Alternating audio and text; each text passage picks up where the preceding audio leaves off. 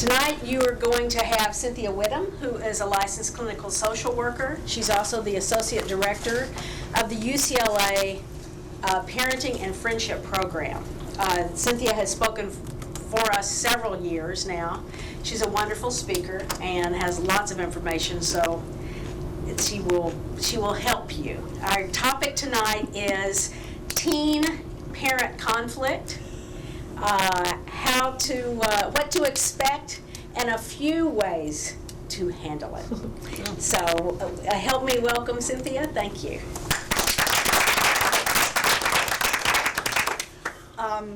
Let's see. Well, hi. And I guess last year we were in that other room because we were tripping around cameras for the other place. Okay.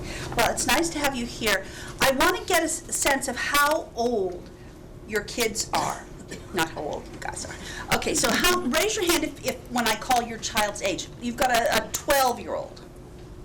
Okay, 13, 14, 15, 16, 17, 18, 19, 20 or more older. Now, did you notice, what did you notice about the hands being raised? Not real high. What happened after 16? How many, where it was 16-year-olds? No. 17-year-olds? No. 18-year-olds? You see, it'll stop. It'll stop. Well, I know. Maybe your child was a late bloomer. I think parents have just given up by that time. No. My personal feeling is that you get 2 or 3 tough years at the most. Okay, so those of you who are starting at 12, by 15, you're going to be skating. Well, we hope anyway. Okay, but see, that's who shows up. The people who show up are the people who really want to know stuff now. And isn't it great to know that the 16, 17, and 18-year-old parents, with the exception of this lovely lady here over here, aren't here. Okay, and that's a good sign. They've either moved out of town or something, but they're not here. So that's good, right? We need to have hope. You look skeptical. No. Okay. Okay. See that, but that's hopeful. Okay. I never do. I was supposed to bring brochures about our program and books and all this stuff, but I didn't because, life is busy. Let's say. But we do have a program at UCLA now, and it's actually the Parenting and Children's Friendship Program. Not the parents can't use friends too. It's the Parenting and Children's Friendship Program. And we do parenting from 2 to 12, and then from 12 to 13, from about 15, we do a new program called PEACE, which is Parents of Early Adolescence Conflict Education. And we had it a 12-week program. We're actually reducing it to an 8-week program, and we're going to have another one going in January. So if you're interested, did I have a number? Did I put? Yeah, oh dear, do I really want to get it? If you're interested, take down this number. It's, and those of you in television land could do the same, is 310-794-4794. 310-794-4794. And that's our clinic coordinator, and she can help you with any questions that you may have. So, and if somebody reminds me, I'll repeat it at the end, because you may want to know more later. Which department do you run out of? We're out of the outpatient department at the NPI, although the NPI is now being called 2 other things. It's called the Semmel Institute for Neuro something and behavior. Sorry, NPI folks who tune into this. And then there's also the Resnick Hospital. So the Neuropsychiatric Institute and Hospital is now being divided and have the names Semmel Institute and Resnick Hospital. Thanks to the generous gifts of these families. But we all still refer to ourselves as the NPI because that's sort of our identity. And it's in the outpatient department. We have an inpatient hospital, we have an outpatient hospital, part of the UCLA Medical Center. Okay, so that kind of orients you a bit. And I'm the associate director there. You can tell I'm the formal one. not. That's because the director gets to have to be the formal one. I can be very, very relaxed, which is nice. And I've been part of the clinic since '86. Actually, I was there in '82, '83 as an undergraduate, and then came on board in '86, and I've been the associate director for a while, but I can't quite remember how long. But I like, you get titles, if you work hard, you get titles, so that was my title. And what do I want to say about, we're discovering some great stuff about working with adolescents. So what I want to do, and this first part is going to be less fun in that I'm going to just give you, I want to tell you the research. I'm going to tell you what people who are studying conflict in families have discovered about adolescents. And I realized there's the clock. Okay, which doesn't say anything helpful. Okay, this will be good. Keeping me. I'll keep you on. Okay, great, great. So we started a bit past 7, and then we want to probably have. I'd love to be able to give them, like a good half-hour of questions. Okay. But remember how I don't really do that. I just wanted to say that we have like a 9-year-old that we think they're 9 going on 19. Yes, yes. If you would find a few minutes to... Yeah, you know what I'll do? I'll say, but the little kids do it this way, okay? So, because okay, there are yeah, many so of the same ideas. I know they're all, I've noticed that everybody's like 12 and up, so... Okay. Yeah, how many people are here who only have children under 12? Oh. Good that I spoke. Yes, I'm glad you did. Okay, well, I'm flexible. Watch me try to do all things. I'm going to try. Okay, so not to scare you now that you have these budding teenagers, but maybe you'll hear this and you'll say, I'm nowhere near teenage yet. Or you'll say, oh yeah, I've got it. And maybe yours will be over by 12. You're really lucky. Okay. I could actually sit down for a while. You can lower that camera, right? Okay, I'll sit down for and then I'll jump up for the other stuff. Is this cool? If I do this? Okay. Do I have a better okay. We wanted to figure out how to build this program, and at UCLA, in our department and in many of the other departments, we're looking for what's called evidence-based research, evidence-based treatment. There's evidence to show it's going to work. There's some lovely ideas floating around, but maybe some of you have gone to classes or seen counselors or something, and they've given you ideas, and they seem like good ideas, but they may not work, because there's a lot of great ideas, but we want to make sure that the ideas have really been found to be effective. So that's why we do research, which is a really good idea. Even though it is fun to kind of make up things that sound good too. It's just that we don't want to waste your time. So this is what the research shows. In high conflict families, this would be families where there's just lots of conflict between the teens and the adults. There we find more expression of hostile mood. Makes sense. Less positive communication, makes sense. More school and sibling conflict, although believe me, there's no way to skate on sibling conflict, believe me. You'll always get some. And more extreme expectations. One of the things I find is as we lower our as we adjust our expectations slightly downward, we may actually wind up feeling better because we're not expecting as much. And sometimes one of the problems is we're expecting more of the kids than they're capable of doing. Right at the moment. Hopefully they will eventually be capable. And high conflict families may also have less problem solving skills. So one thing it's good to figure out is how do you use skills? How do you solve problems? Poorer listening skills.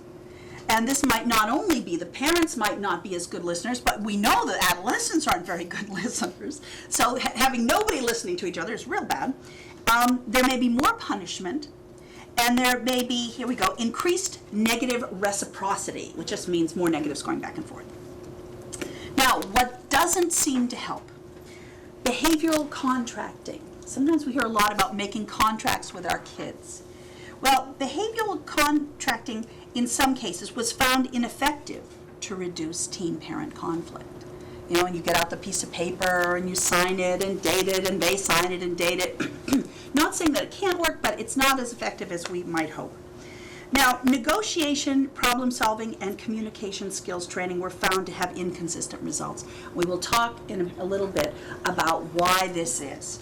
Why is it that negotiation doesn't work? Because the kids are usually really, really ready to negotiate, you know? But I'll do this or that, but if you just do this, I'll do, you know, they seem very interested in negotiating. And that, an interesting thing, anger management training resulted in less insulting behavior. But both parents and teams reported themselves more angry on those tests. So maybe they were still angry, but they weren't using as bad words to express it, but everybody was still feeling anger later. Now, I don't know if that's the quality of the anger management course, I don't know.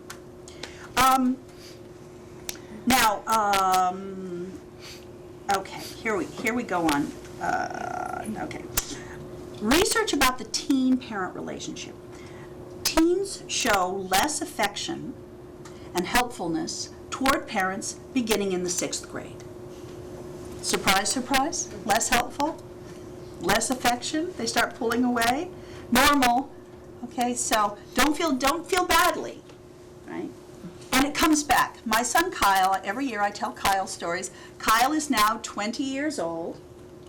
He's up north going to San Francisco State. He calls me all the time. Every few days he calls me. We had a 47-minute call the other day. That is a world's record for talking with my son. Okay? So now you may not want your children calling, you know, when they're 20, but if you do, it's possible to get a child who wouldn't talk. I mean, he would talk, but he wouldn't say anything, you know, like really important. He wouldn't talk about his feelings or what was going on. So you will, by the way, get your child back at the end of adolescence, which I think ends at the age of 30 myself. So by the age of 30, you can all relax. Okay? Now somebody's nodding like this. Yeah. Like think of your brothers, think of your cousins, think of people you know who haven't quite grown up yet. Are they around 30? You know? They can grow up before that. I have a child turning 24. What day is today? The 15th? On Thursday. And she's kind of been very motivated and very, you know, just a great path. And Kyle's path has been different and circuitous, but I have a feeling that they'll wind up both in healthy though different places. Okay. So, but we'll get back to that. Okay, so but remember those are the 16-year-old, 17-year-old, 18, and by 20 they might be talking to again, and by 30, you're going to want to have them, well, not back home, but you're going to want them to visit a lot. So when this affection changes and the helpfulness lessens, other thing that's going to change, more time is going to be spent with peers. This you know. Okay? Much less time with parents. Boys replace parent time with alone time. Girls replace parent time with peer time. Okay, makes sense, right? Boys are probably, you know, that stuff. Or if the boys are hanging out with the boys, you know, the stereotypes do, they'll be sitting side by side doing games together or watching sports together. Whereas girls will be talking, right? We talk. And time with parents was mostly spent watching TV together. So, you know, if your kid's willing to sit down and watch a show with you, that's good. That's great. That's something. All right. Now, teens and conflict. Conflict is present in all teen relationships. It's worse with moms, usually. Well, actually, it can also be bad with dads. But they basically have conflict with everyone. They have conflict with their friends. They have conflict with their siblings. They have conflict with everyone. Parent-teen conflict of some sort is the norm. It is more normal to have some conflict. My personal theory is, if they don't drive you crazy, how will you ever let them out of your house? You know, if they would just remain those wonderful little 10-year-olds, or maybe 7-year-olds. He was great then. She was great. If they don't get to drive you crazy, how could you let them go? You'd want them to stay home forever. and then they wouldn't leave, and they wouldn't meet a spouse, and they wouldn't get married and have children, and you have grandchildren, and the race would have come to a dead halt if teenagers didn't get obnoxious, so that you're kind of waiting for them to move out, you see? So it's really part of the great plan in the universe for treat you badly so that you are ready for them to go to college. Okay? I know it's an odd way, but I think it's true. Mothers get more conflict than dads. Mothers get more conflict than peers. Mothers are involved in a disproportionate amount of arguments with teens. Okay? You guys get it. However, there is a saving grace. When they go to some sport event or concert or something, and they're in the crowd, and the camera pans, they go,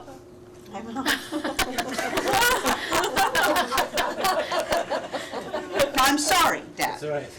They don't go, and yet you can, maybe it's that it's a little bit harder to, okay? But so send your children out to concerts at some point that are televised, and maybe you'll get, because this is it.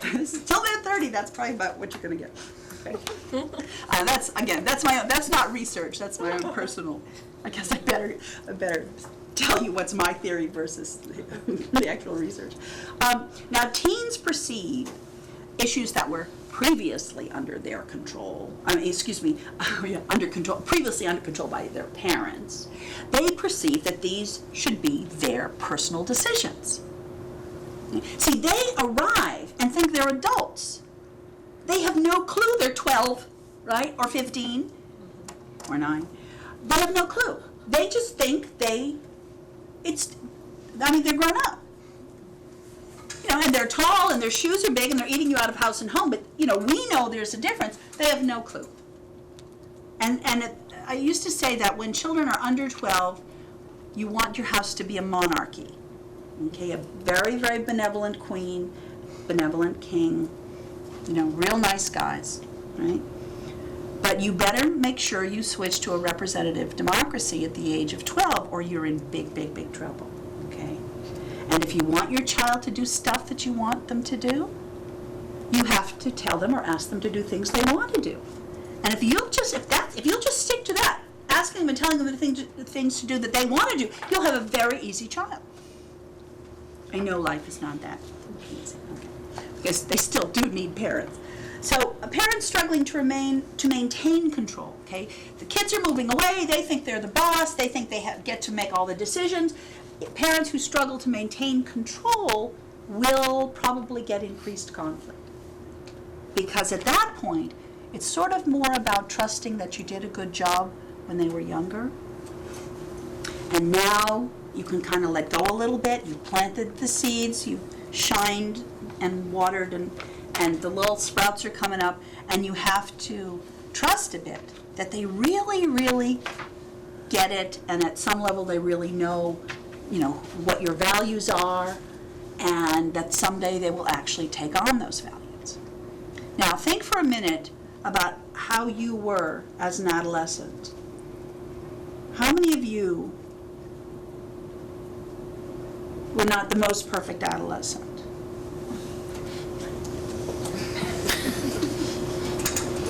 Well, if you were all very, very perfect adolescents, no wonder there's trouble, because you're just seeing this monster or this very unusual character in the house and you don't recognize them.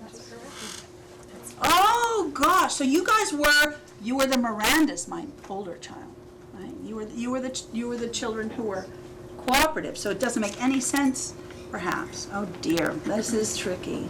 I don't know, Lynn. Because, okay, now, and particularly those of you who would raise your hand, how many of you have become more like your parents than you would ever have hoped or dreamed you would become already?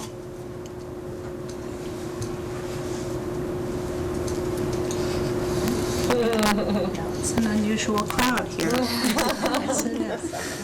For the cameras, you should all just put your hands up so I can make my points, Doctor. Say hi, Mom, or no? My mother's passed away, unfortunately.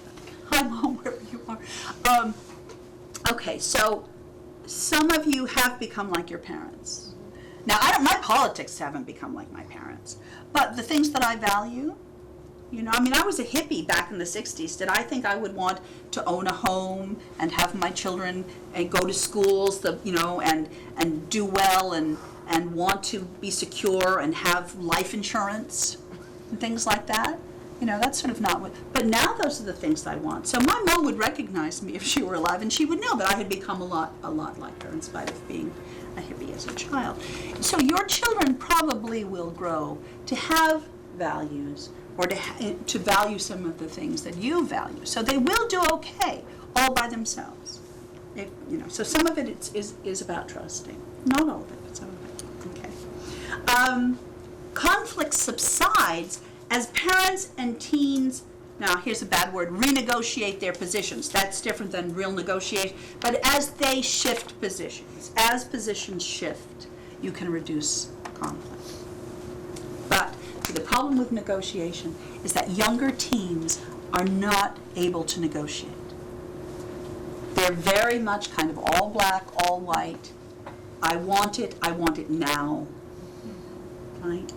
And they often have very, very good arguing skills. It's not so much arguing as it's steamrolling, I think and because they're not skilled, then parents may attempt to try to sort of negotiate things, but the kids don't get it. By the way, they also don't get cause and effect, so it's a real problem. They tend to adopt all or nothing stances.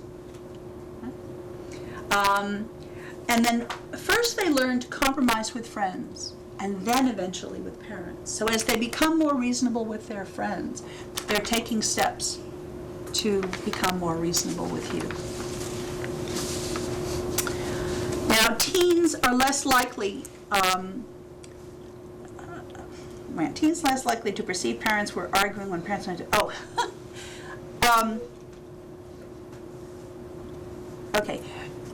It's very important, and one of my main themes is going to be about staying neutral.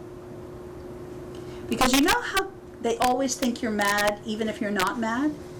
Or they think dad is mad? Like my kids will go, oh, dad he was furious and he was yelling at us and my ex-husband, for all his faults, was not a yeller. So I know what they meant was, dad was really disapproving and talked to me. That's really Dad's mad at me. No, Dad probably just talked to you, okay? So they tend to see, unless you're very, very neutral, they see what you're doing as being the worst horrible thing in the world, right? You say, no, sweet, oh, God, no, and it's like, it's huge, right? And you just sort of venture to know. Conflict tended most frequently, conflict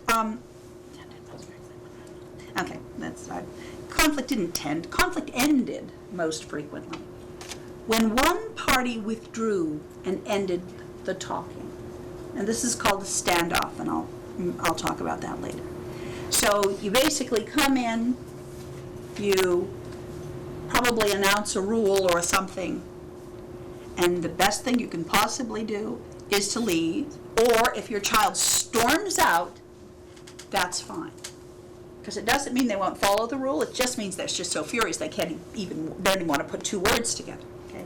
So this actually was a way that conflict was reduced in families, by the parent stating a rule and then the discussion ending completely. Very bizarre. Conflict also ended when one party submitted and younger teens were more likely to submit. And that's kind of interesting because they're the ones that have, tend to be tougher at it. But I guess they still kind of get a sense that you're the parents. By the time they're 15, 16, 17, they have given up that, kind of that fantasy. And conflict was least likely to be resolved by both parties negotiating. So it's back to the parent giving the rule and then being willing to walk away or allow the child to storm away and the rule to kind of hang there. Okay? And that ended the conflict. Now, I'm not saying it ended the issue, but I'm saying that in terms of the yelling and the screaming, just getting the decibel level lower walking away or allowing your child to walk or storm away is actually a good tactic. And this door slamming part of walking away, I really want to tell you that the best thing to do is just to think when they graduate from high school and go to college, you will buy a new door. Now, there are doors I know that get, thrown off the hinges and the frame breaks, and I know that is a little extreme, but I'm just talking about your basic door. Been there, I know, it's tough. Okay. I could figure out exactly which direction Can I okay. ask you something about what you just said? Well, On the one hand, you said it's a good idea after 12 to become a democracy Yeah. and start negotiating things. On the other hand, well, negotiation has a role to play, but it's very difficult because the young kids are not good at negotiating. okay, Yeah. because then what I heard you say just now is lay down the rule, walk away. Mm-hmm. And that doesn't sound like a democracy to me. No, in fact, I was very uncomfortable with this research because I had eliminated the word rule from my entire lexicon. I just thought it was like, how can you? And I think the difference is that while the kids are actually still fairly young, 12, 13, 14, you can use the word, but, by the way, and it's probably, one of the secrets is you can't have very many rules, okay? You pick 3 good ones, basically. The 3 ones that have to do with safety, life and death. You will not drive. The rule in our house is you must be 16, licensed, and insured to take the car. Kind of reasonable rule, right? So a lot has to do with the rules being very, very well picked, so that you're not constantly laying down rules. Because you're right, a teenager would, blow this town, leave the democracy, move to another country. Good question. Okay. Now, frequent and intense conflict correlated with deteriorated relationships. So, you could say, okay, well, we'll have conflict because we want to, try to get something happening here, but it does impact the relationships. Moms are more distressed by the frequency of the conflict. You get a day or 2 goes by, and then another fight, and moms are devastated. It's like, oh God, here we go again. It feels like you're never going to get out of this spiral. But teens are more distressed by the affect, by the feeling, by the emotional content. Hence, Dad says, can't stand whatever you did the other night. Oh my God, Dad was yelling at me. So they're interpreting these things as probably bigger than they are, but they are freaked out by the emotion of it, the strength of the emotion. So that means you can have, more frequent but less noisy conflict will be easier on the team. Parents tend to try to state rights and obligations. Teens tend to state practical needs. I was working with a 13-year-old boy this afternoon. I said, what makes you depressed? When I can't get what I want. And what's one of your goals for us in our work? To get the computer more. Okay, practical needs. 13. Parents' concerns, politeness, consideration, and responsibility. Right? Yeah, exactly. Ha ha ha. Good luck. Again, remember 30. 30 will come if you should live so long, right?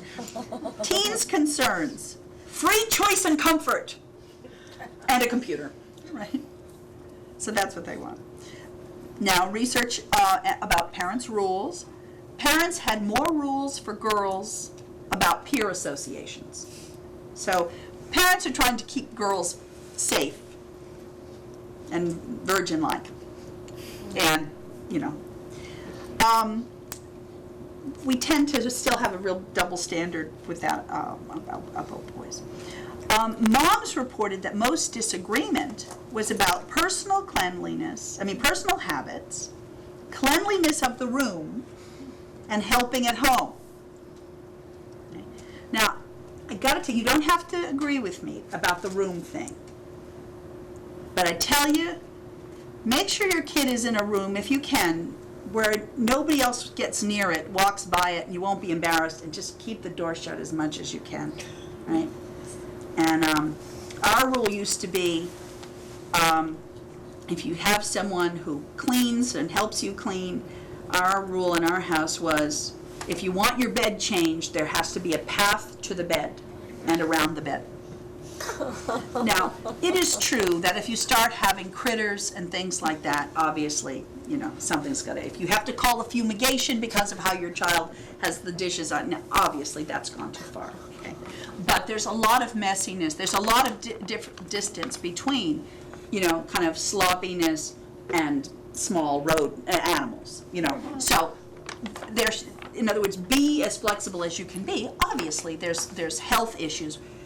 And I'm not saying this because I think children's messy rooms are great, but I do have to say that it will reduce the amount of conflicts you have by a lot. And that's good, because you may get more cooperation. You may get a more helpful kid. The other thing is the minute that parents mention cleaning rooms, my daughter, she was 15 and she was visiting some friends up north, and she came back and she said, "Oh, I have these ideas for my room. So-and-so's room is so neat, and this and this, and I'm really ready to clean my room." Now, this is a child who had great grades, got into excellent colleges, the whole bit. So I wasn't messing with her about her room because I figured if she could find her stuff, which truly was a miracle, if we straightened it up, who knows, her grades might have fallen out. So, and it was funny because she's organized in her mind, and I couldn't figure out why she wasn't more organized in her own habits. But, so then her dad came by and saw her room and said, "Miranda, the least you can do is keep your room clean. Your poor mother, here she has to, handle everything by herself, and dee-dee-dee-dee-dee." And later on, Miranda came, she goes, "Mom, I was so ready to clean my room. It was actually seeming like it would be fun to clean my room. And Dad, the minute he said, 'Miranda, you need to clean your room,' all motivation went right out the window." Okay? Now, waiting for your child to be wanting to have a clean room, I cannot promise you that will change. I cannot promise you. I think it will happen more like after college, more like when they've had a roommate and they've been in one of those rooms that's smaller than this area here. When they live with other human beings, they probably will begin to get a sense that life could be different. But I don't know much before that. I just don't want you to waste all your time fighting about this, because I'll tell you, I don't think that you're going to get a clean room no matter what you do. But if you lighten up on the room thing a bit, you may get to be able to win in a couple of other areas, which may be more important to you, perhaps. Okay. So more research regarding parents' rules. 3 times as many arguments with parents were about issues not covered by family rules. And actually by that, I want to state this a little bit. Let me read the whole thing to you, I'm sorry. 3 times as many arguments with parents were about issues not covered by family rules than by violation of family rules, you see. So once there's a rule stated, and also, again, back to your point, you don't have to say this is the rule. In fact, you really probably shouldn't say that. But you say it more like this. In our house, everyone takes the dishes from the family room or the TV area, wherever it is, and everybody needs to keep the common areas clean. So the rule is stated as a family value, kind of. By the way, then you follow it up with a 1-sentence expansion. You say, and it's fair to everyone. Or, as opposed to, You need to get your stuff and get it out of the family room because I said so. This is not a good communication tactic, okay? But in our house, everyone is expected to take their things, leave the room half decent for the next person, because it's fair to us all. I mean, doesn't that sound reasonable? Because I said so, because I pay the mortgage, because I did it when I was your age. Not good reasons. Good reasons for you, but not good reasons for them, so don't even waste your breath. So here these people are arguing about issues that it has not been stated recently, or as clearly as your child needs to hear it, possibly. So when you state something and put it on the table, there's more possibility that there will not be conflict about it. By the way, explaining, and if I use the word explaining rules to teens increased compliance, but that doesn't mean explaining and explaining and explaining. Explain and lecture are two very different verbs, and kids will turn you off immediately. So by explaining to say, everybody in our house needs to take their dirty dishes to, out of the family area and into the sink, because that's what's fair for us, for all of us, so we can all enjoy a clean family room. You see, that's an explanation, but boy, is that short. That was probably not even 10 seconds. Real short. Lecturing will not work. Think about somebody you love, a spouse, a mother, a father, or father-in-law, who in the past might have lectured you.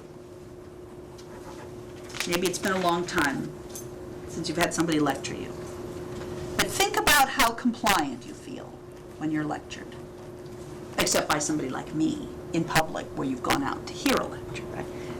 But how do we respond when somebody lectures us and and gives their reasons why you should be doing it this way and you should be doing it that way? We don't like it either, right? Short, sweet, to the point. It's going to be more effective. Decrease in mother-daughter conflict correlated with a low number of rules. That's what, so you pick the real good ones. Again, think safety first, and think what really matters to me. And if you only have a couple, you could probably even throw the bedroom back on. But if you already have some, you could move that to the side. Okay, so low number of rules. Now, again, this is going to be a little bit contradictory because it says when negotiation was used, there seemed to be more peace after the conflict. But again, remember, the early adolescents are not great at negotiating, so you have to be careful with that one. Okay, so how am I doing for time? 7:45. Okay, great. So, in summary, conflict is a normal part of teen development. Mothers get the brunt of the conflict. High levels of conflict make teens and parents unhappy. Teens are more sensitive to the emotion, affect, the charge during the conflict. Mothers are more sensitive to the frequency of the conflict. Fathers are probably more sensitive to hearing the mom complain about the conflict. Actually, they like to just kind of often leave, though it's great to work together, by the way. Most conflict in healthy families seems to end in a standoff where the status quo prevails. Again, that kind of making that statement of what's expected and then pulling back. We don't yet have research on the compliance with that. We don't know how many of these rules are followed. We do know that the conflict about them lowers. I personally tend to think that there is more compliance, but we haven't measured that yet. Negotiation only plays a minor role, and it's usually by the older teens. And conflict is minimized when parents have a few rules, explain them briefly in terms of kind of codes of conduct, family values, and allows teens to influence the rule by negotiation if they're capable of negotiating. Okay, so that's the research. Now, what to do about it? Well, we started about 2 years ago running groups based on this research and the experience that Dr. Frankel and I had that we felt was effective. And we threw out everything that we didn't have a lot of evidence was going to work. We ran 4 groups over the past 2 years. Or was it 5 groups? One of the things that we're discovering is that of all the different things we were doing in 12 weeks, not all 12 weeks appeared to be effective. So we eliminated some things that we didn't think were effective. There are 2 things I want to share with you tonight that were highly effective, are most effective in terms of decreasing conflict. Again, this is all about decreasing conflict. If you don't have conflict, then aren't you really glad that you're sitting here without conflict? Can you guess what one of those techniques is? What's something I never shut up about? I never shut up about ignoring. And that turned out, and this is for little kids as well, that turned out to be the most effective intervention. Okay, now,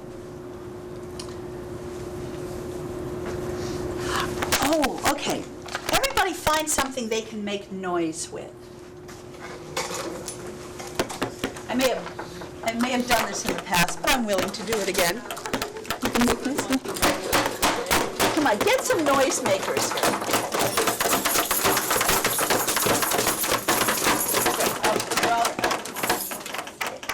We're going to do a little bit of a role play, and we're going to do it twice. You are going to be 12, 13-year-old kids in a classroom. I will be the substitute teacher. Now, these evil little laughs are why? Why? I'm sorry for the substitute teacher. Exactly, okay? All right, you parents think you have hard time? Don't be a substitute. Anybody here has been a substitute teacher? Okay. Yeah, right? Not the easiest thing in the world. Okay, so what's going to happen is, I don't have a blackboard to play with. But anyway, I'm going to come in and I'm going to try to get order in the classroom. You figure out, you find out that your teacher's not coming. Don't do spitballs because that's kind of gross. But, make plenty of noise. I will try to get order, okay? All right. Then I'll go like this, which means this is Cynthia, please, asking you to stop, so stop. I'm going to go out my little fake door here, come back again, and I'm going to do something different. And I want you to feel the difference, okay? All right. Dun, dun, dun, dun, dun, dun, dun. Hello, boys and girls. My name is Miss Whitham. Excuse me, my name is Miss Whitham. I have a little bit of a cold. I really would like you to be quiet because I can't shout about the noise. Your teacher is, in fact, your teacher is quite ill, and she might not be back for the entire week. Now, I think you would want to show more respect to your teacher, who is quite ill.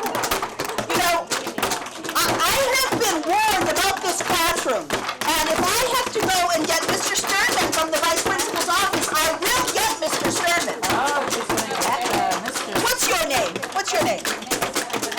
I don't have to tell you.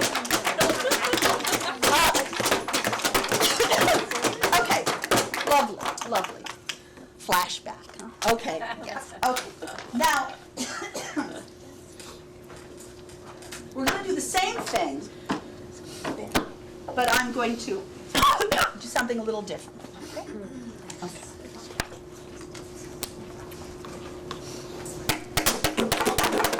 My name is Cynthia Whitham.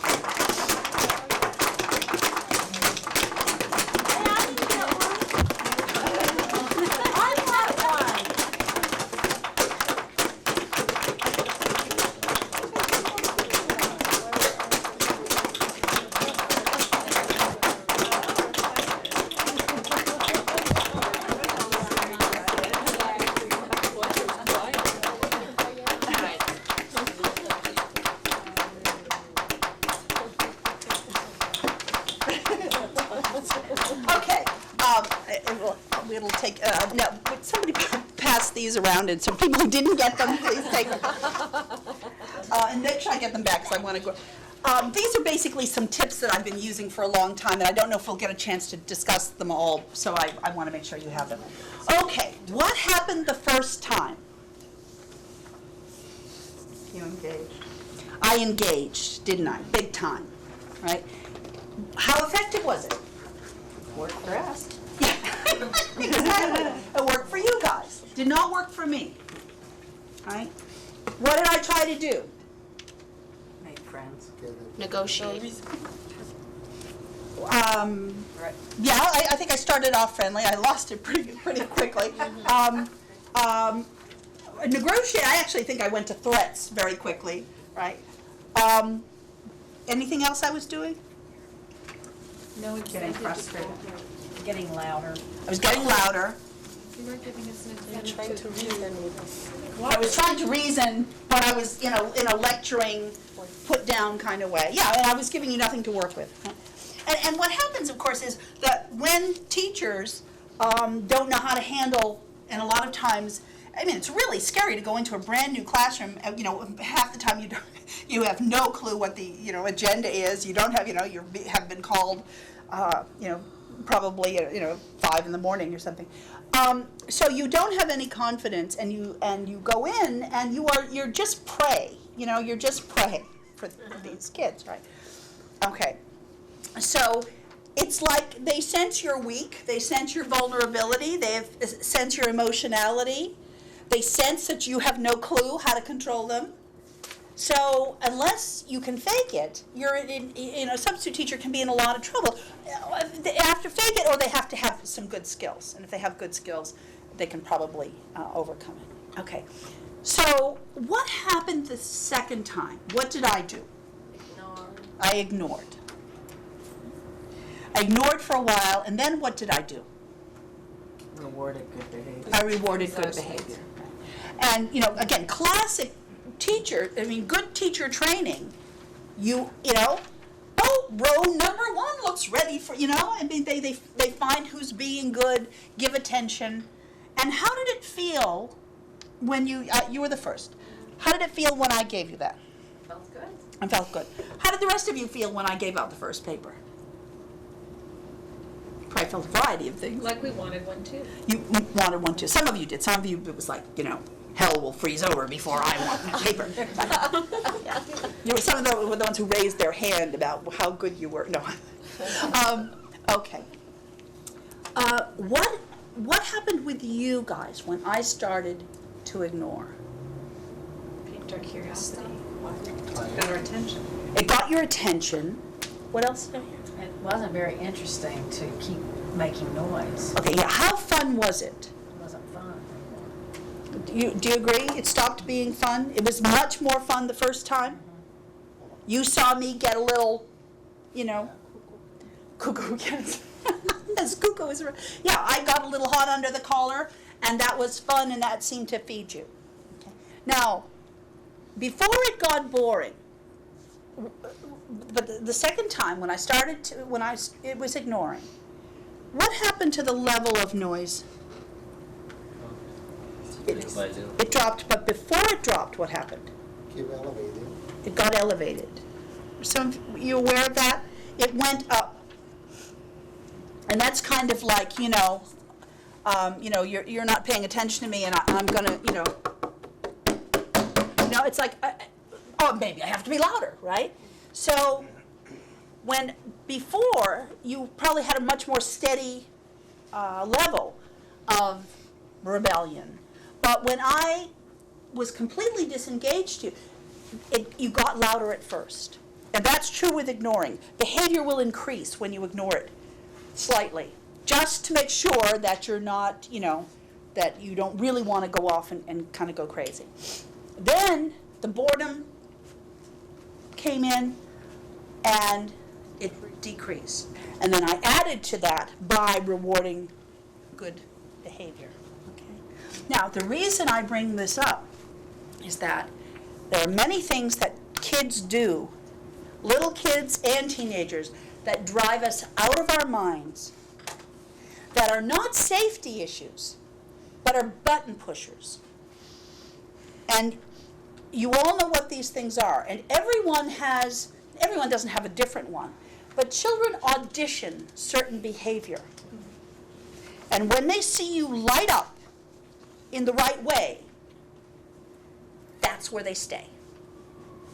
So some of you, if you don't like bad language, and nobody really likes bad language, so let's say you can't tolerate bad language, that will be what your child does. And I have so many stories of, the butcher whose child became a vegetarian, right? The Catholic who married somebody from another religion. What was the other one I was hearing the other day? Oh gosh, I can't remember. So kids tend to, kind of rebel. They tend to do the opposite of what we would like them to do. They tend to find the thing that gets us and button push. Now in our house, I'm afraid my children learned their bad language from me. I mean, I have to confess. And I was not even in the Navy. My father was not in the Navy, although I learned it from him, let me tell you. It's nothing like white knuckling in a car with my dad with bad drivers around him. And I'm afraid. But because I felt guilty already enough for not having the best language in the world, it was not a big deal when my kids used bad language. And the interesting thing is they don't use it very much, and they never used it at me. They probably used it at each other. It was more the kind of bad language when you drop something or hurt yourself and you say, So, but if that had bothered me, I tell you, they would be using it all the time. They tend to figure out just the thing. Adopted children, you know what they say to their parents? I wish I had my other family. These people have been working and slaving for years and years, and a little bum comes out and says, you're not my real mom and dad. I mean, how heartbreaking. So they audition the material, they find out where does your heart break, and they stop right there. Right? When they really are mad and they really want to get you. So, how can we stop that? Well, one way we stop it is by ignoring, so they can't figure out what makes us upset. Okay? Just the same way that your behavior changed when I ignored you. If you can ignore something long enough, it will disappear. But it's the hardest thing in the world to do until you try it and you have a little success. And then you love it. I mean, if parents who go, oh my God, I actually ignored. I ignored him. And you would be so proud of me. He was saying, and I ignored, and I said, oh gee, I think I need to change the laundry, and I walked away. And parents wind up getting a lot of confidence and a lot of a sense that, boy, they really can change your behavior, okay? Now, that's one thing. That has been, so far in our research, the piece of our program that has reduced the conflict. It's sort of the idea, like a boxing ring. And you know how sometimes when your kids are in just a real nasty mood, and it's almost like they're we used to say they're cruising for a bruising, but we can't say that anymore because doesn't sound good. But they seem to be wanting to pick a fight. Do you recognize that? And to me, it's like they're getting into a boxing ring, and they're going, okay. But if you don't get in the ring with them and put up your fists, there's nobody to fight. So they go, well, you said da-na-na-na-na. And you're not listening because it was a really nasty voice you heard, and you're not going to dignify it, so you're going to go straighten furniture or do something. And the kid is left kind of without anybody to fight. And if you drive in the freeway and have people drive by you, and maybe by mistake you've cut somebody off, and you know what that person in the other car does? With the fingers and the arms, right? Right? What's the most powerful thing you can do?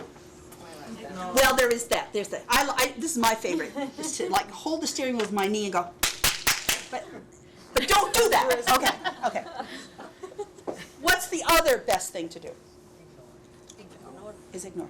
Is to just keep driving. It drives them out of their minds, right? And they're like, and you're going, and it's so infuriating, right? So there's a lot of power. Yeah, buy that? Yeah, there's a lot of power in ignoring.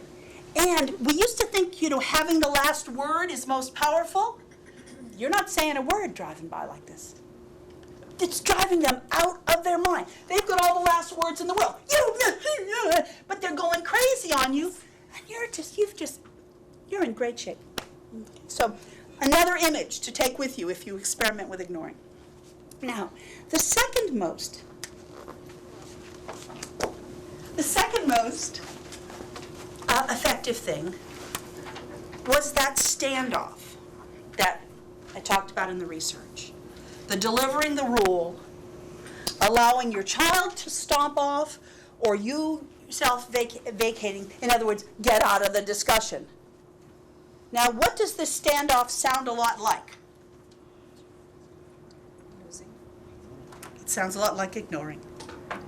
It's just another fancy way of saying ignore.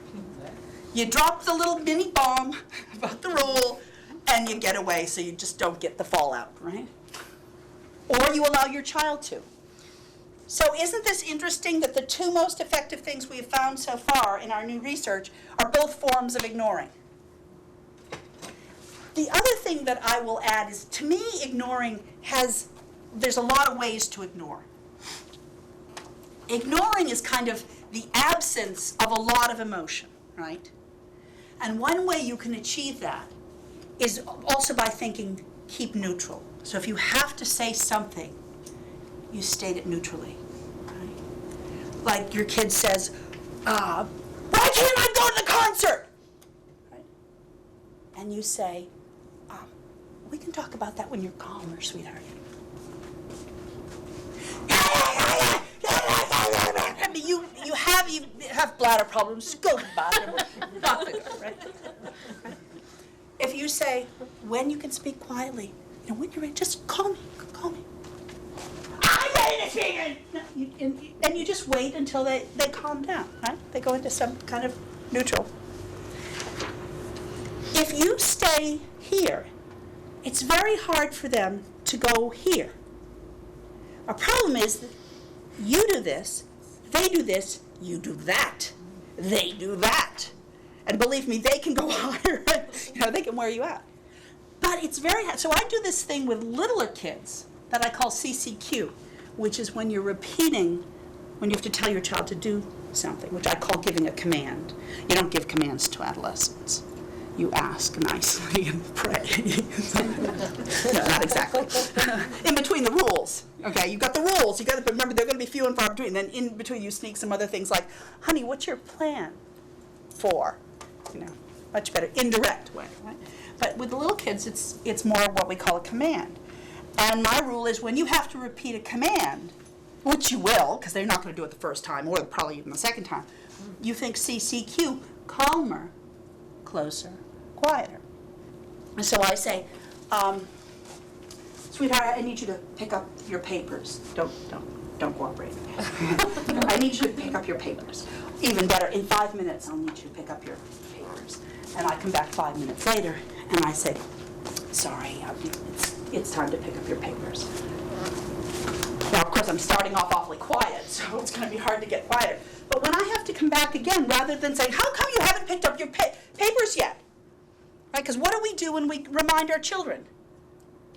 Get annoyed. We get annoyed. Our voice is louder. And oftentimes we're calling from another part of the home, right? Have you done that yet? Right? Very effective. If they don't listen to us when we're in our presence, why should they listen to you when you're screaming down the hall? But if I come back,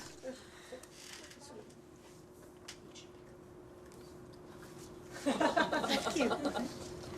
I discovered this with my son Kyle. It took, who was not moving on the couch one day.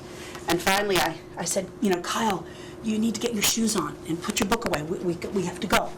And I came back and he was, still, this is, and how can you get mad at a child reading, So he's reading away and I just, for once, I said, Kyle, honey, I need you to put your shoes on. We've got to go. He said, Mom, what's the matter? Why are you whispering? And I said, oh, I don't know, honey, I guess maybe I'm just a little tired, but I need you to, sweet. Okay, just stop whispering, it's creepy. Now, the difference in this is how often do your children listen to the things you tell them to do? They don't listen. You can get the attention by being so quiet, you shock them into hearing you. My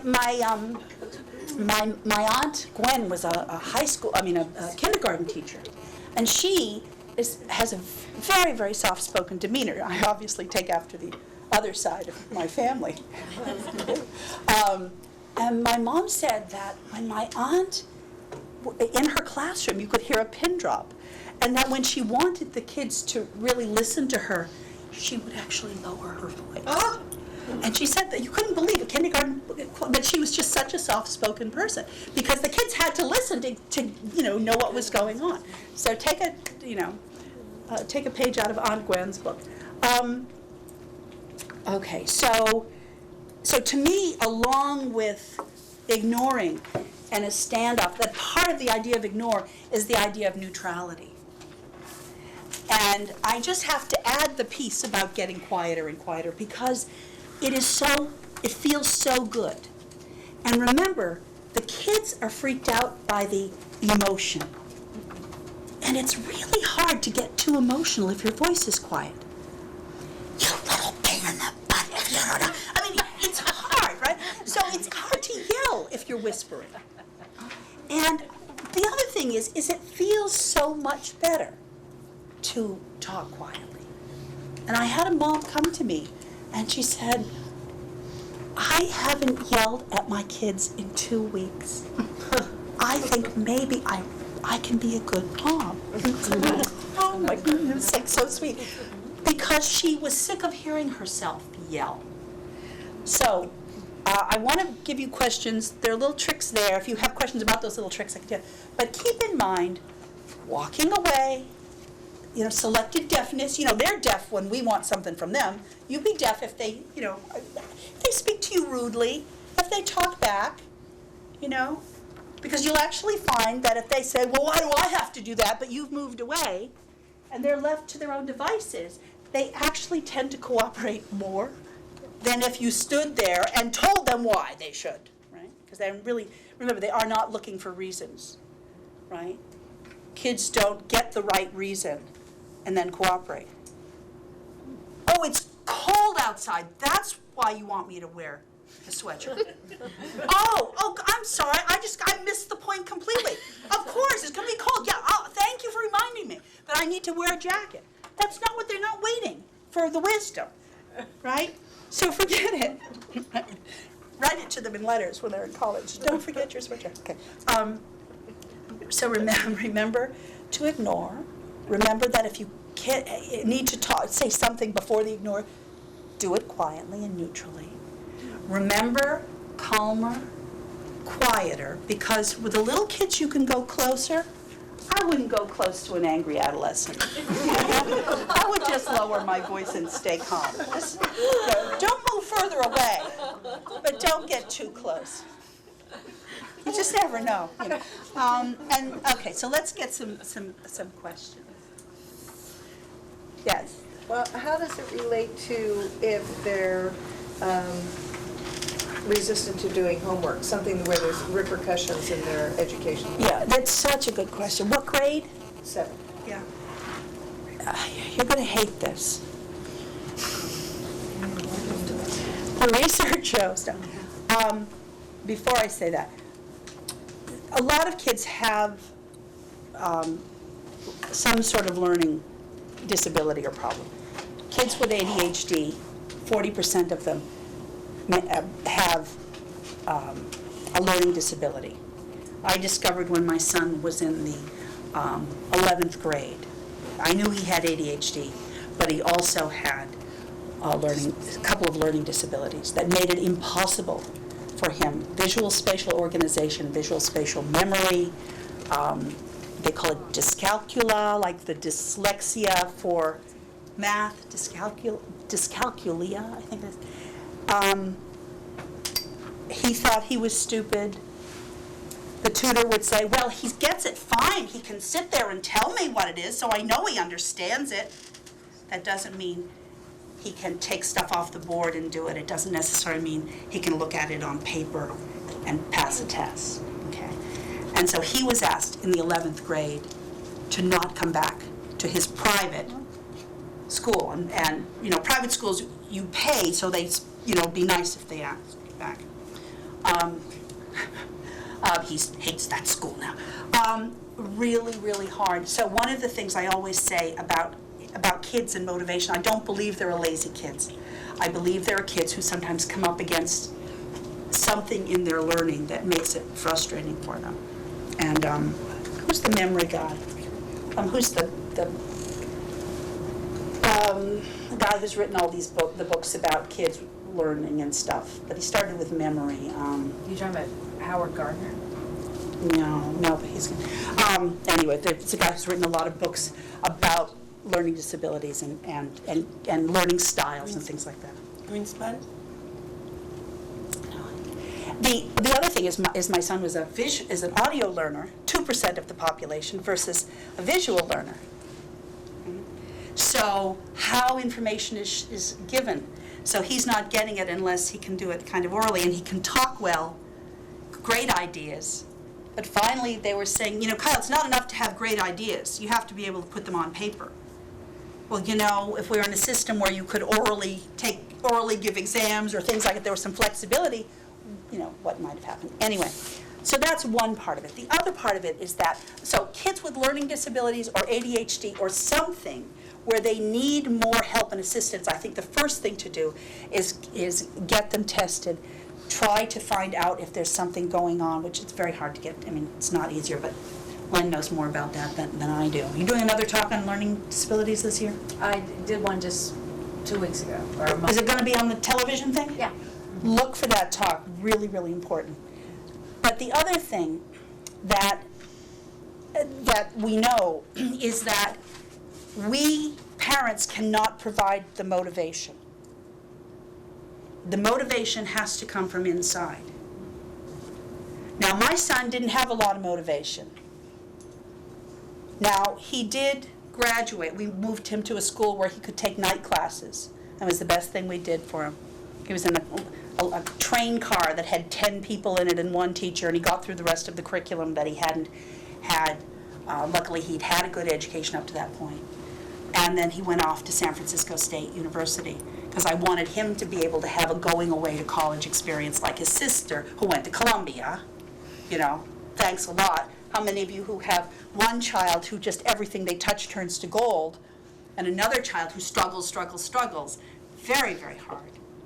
But I wanted to make sure that he had a going away. So, you know, I think SFSU, I don't think he knows this. I think they take everybody. I don't think he realized that, so we were all excited when he got in. But I swear to you, unless you try to get in the film school or something, they take him. But he's up there figuring it all out. He's a junior. I think he's still enough credits to be a junior. We don't exactly completely talk. But he did say he's doing really well in his major.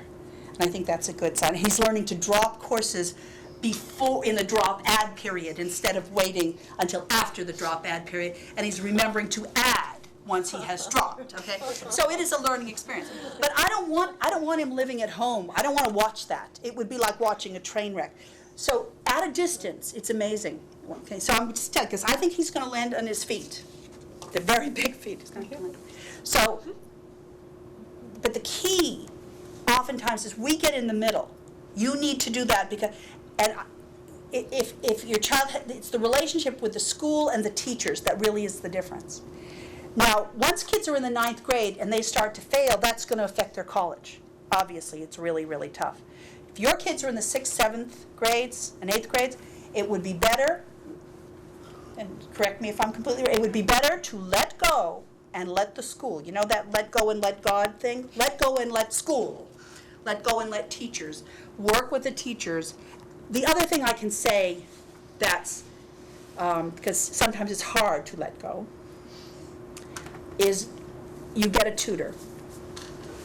And my trick on this is that you find somebody, not in high school, because the seniors in high school are too busy and the juniors have too much, so you get somebody who's in college, at a junior college level or the first couple of years, and you pay them about $12 an hour, which is so much more than they can make out slinging burgers, that they are thrilled.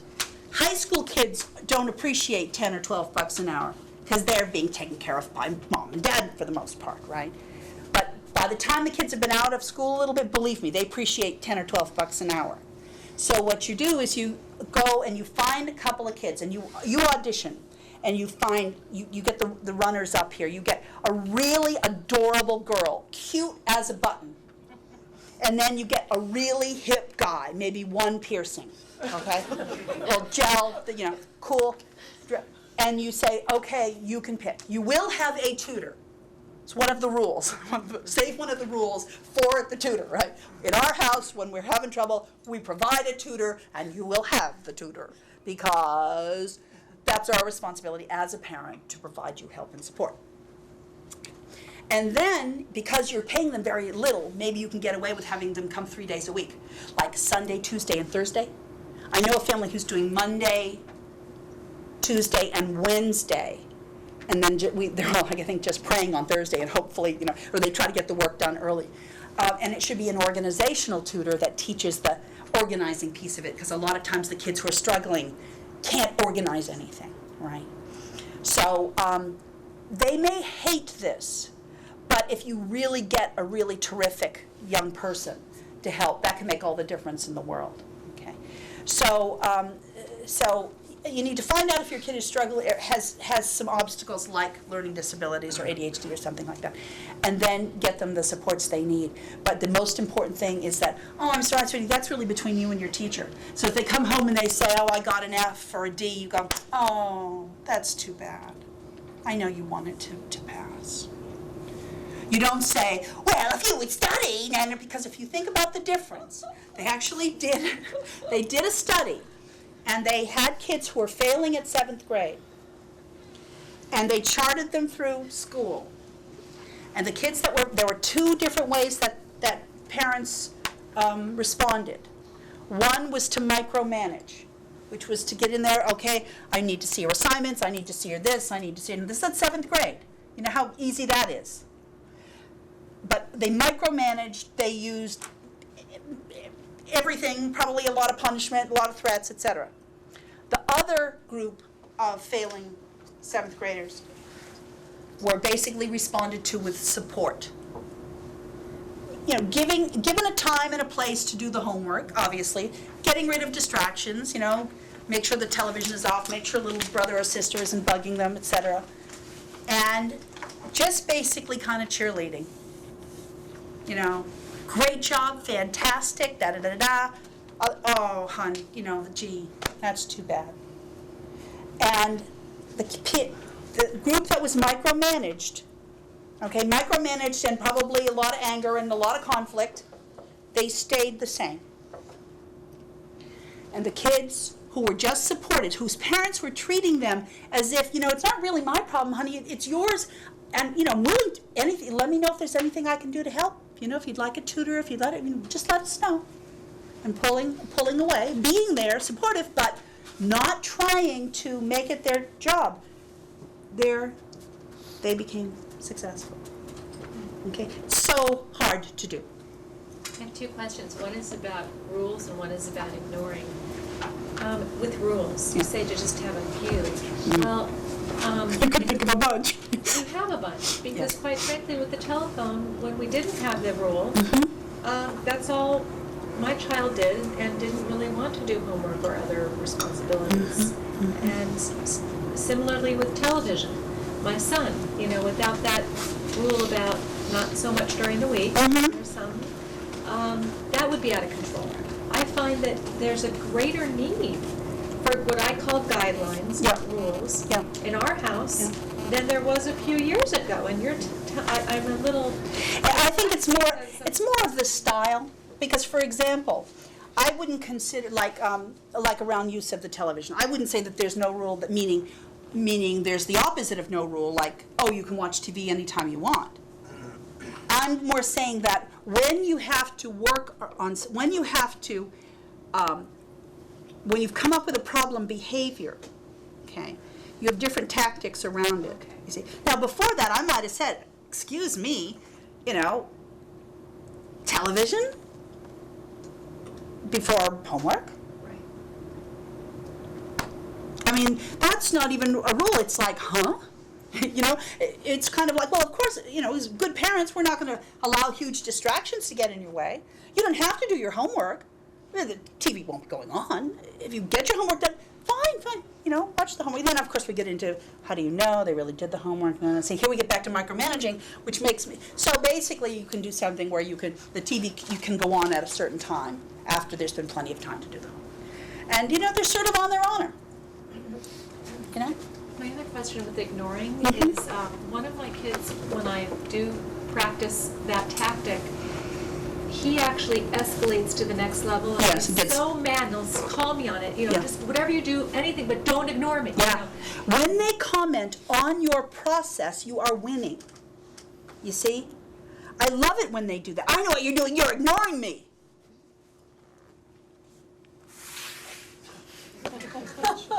You know it's working. But he escalates, and you Okay, if he escalates to some kind of violence, No, but no. destructive, I mean. Throwing stuff? Yeah. Okay. Well, there have to be consequences for things like that. And, usually, how old? 10. 10. 10-year-olds like money too. So, and they usually have saved money by then. And they don't have to pay for the whole thing because, if they smash, a $3,000 lamp on the ceiling, But you basically have something that's, well, we haven't gotten into consequences. Basically needs to be brief, but they care about it. 24 hours, no electronics, maximum. And I like to basically do it till the end of the day unless the fight starts at night, okay? And part of the reason for that is you've got to have something the next day. If you take away all parents come to me and go, he's got nothing left in his room, So what are you doing when he, breaks the rules now, Well, that's it. We've got nothing more we can take away from it. I said, well, give stuff back. It doesn't. So it's better to do something small and brief. And let me give you one example. A 12-year-old, okay, 12-and-a-half-year-old, feisty kid, had come to my class, and I said, you want these consequences to be short, to be little, to be minimal. I said, in fact, I know he loves the Lakers, and I know it's the playoff or the World Series that week or whatever it was. I said, so he loses the first 15 minutes of the game. The first 15 minutes, do you know what he said to his mother? I'm just telling you what I think is going to work. So they come back. There are what's the problem is there's not a playoff game every night, so you need something every day. Luckily, he was only bad for 2 days, and then I think they held it over to the next night or something. So the first night, about whatever he did, nobody turned on the TV for 15 minutes. Okay. The second night, and this is probably why, because of the first night, they wound up having offenses on the night, 2 nights later. The parents went in, turned on the TV and watched, and then at 15 minutes later, he was allowed to join them. Worked like a charm. They were absolutely thrilled with this. And that's because if you take something completely away, I don't care. But if they know they're going to get it in 15 minutes, that 15 minutes is an eternity. And just think what it's like being in stop-and-go traffic. How long does it take for you just to be beside yourself with fury and upset and all that? Not long. You just need to know that you're late. So we think the more, better. Not necessarily. You just have to pick the right thing. Okay, so that's sort of a secret. And that will work for kind of everything. By the way, when the kids are more like 12, you really do need to have the consequence try to be that day or very quickly. By the time they're older teenagers, you can use kind of the car on the weekend thing, because that's all they can see is the weekend coming up anyway. They can't decide. Cynthia, about 10 minutes. 10 minutes, okay. So can't have a play date for a week is not a good, Well, the other thing about play dates, yeah, right, too long. too long. Okay. But the other thing is that we genuinely feel that if it's a play date with a really good kid, particularly if they're an adolescent, And then you wouldn't call it play date, but in general, okay. Yeah, hang out, whatever. You never sort of wanted, and particularly if your child has any social skills issues at all, you never take that away. I don't care what you take away, but you don't take away the play date. Also, it also can mess up the other family, and then they resent you because, like, they were planning on using those few hours, and then, oh, your kid's, so. But, so I would be very careful about that, and we think that you should kind of keep those if they're with good kids. If it's a kid who drives you crazy who is going to be coming over, no. But, so in general, that wouldn't be what we would pick. But something else that they like. But better to do it on the day, so that tomorrow you have something left. With regard to the child who has no learning disability, Okay. is good, smart, but just does not want to study, Yeah. what do we have to do? Well, again, you want to remove obstacles. I mean, you can't have the TV and the computer and everything ongoing, and I think what you would do is to decide, okay, there's a time that people traditionally do the homework, and that's usually after school, before dinner, or after dinner, depending on the time people get home. And I think you can say, well, we can't possibly, have the electronics going on, without, with the grades kind of the way they are. And but you can watch with the family later on after, after dinner or something. So it's not like you're going to have oodles and oodles and oodles of privilege, but you're not going to sort of be about punishment. It's more like, well, I got to give you the opportunity, but I'm giving you the opportunity, and then it's up to you to come to the table and try to partake of that opportunity. I mean, if you think about, I've just heard so many stories of people who have said to me, I did a terrible job in high school. I went to City College, and then, I transferred to Berkeley. Dr. Frankel, our program, his child had some time in high school where he just was not interested. Complicated, but anyway. And later on, he started about in his junior year to kind of get it together. Graduated fine, went to Santa Monica College, did the 2-year program, and is now up at Berkeley. Now, when Dr. Frankel and I were discussing our children back then in the 8th and 9th grades, we had no idea what was going to happen. No idea at all. What happened is, in fact, he's actually talked to his son about that as he was driving him up to Berkeley. Right? What was it? And there were a couple different things. So one thing was that the child knew inside he was going to figure out how to make it someday. He had a belief in himself. And he said he tried different things. Like, I thought I was going to have a skateboarding, make money with skateboarding, and, that didn't work out, and I thought I was going to do this. So, kids get to a point where they do realize, I got to do something with my life. And like we all figure out, sometimes education is what's going to give you that something. When I went to college, I majored in theater, okay?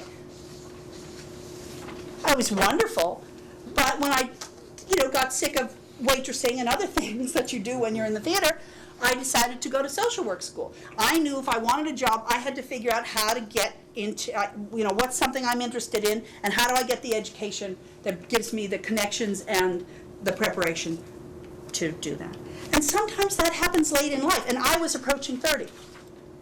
And it wasn't that I hadn't done a lot of work, and I had gone through 4 years of college, et cetera, but in terms of sort of finding out who I was, which was somebody that wanted to work with people, I learned that close to the age of 30. How do you get away from the feeling that you are doing a disservice to your child, that you're not helping to move them along? They've got it in them, and God forbid if it's going to be 30, Yeah. where they could have had it. Yeah, I'm sorry, think younger, but I'm saying it at the latest. But, okay, in college. Yeah. My husband does say that. He says, well, if he's not going to study, he's going to go to Santa Monica College, and that's it. I'm like, but we can't let that happen. Yeah. And he's like, well, why not? Well, you could do worse because of that, 2-year Berkeley thing, But my feeling is, I have this guilt inside Yeah. that I need to help move them in the right direction. it's not going to happen by your saying it. It's really going to happen by letting him go and figure it out himself. It's not like swimming. So I feel like they either have it in them or they don't. Well, everybody has it in them, but what is it and when do they get it? You know, it grows at different rates. One study that a publisher who's written a lot of parenting books